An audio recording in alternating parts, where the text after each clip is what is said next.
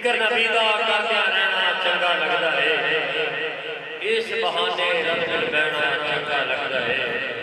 मस्जिद नबवी दे विच जाके लुके लग के चुप चुप रह के रोज़ा नबी दा करदे रहना चंगा लगदा है।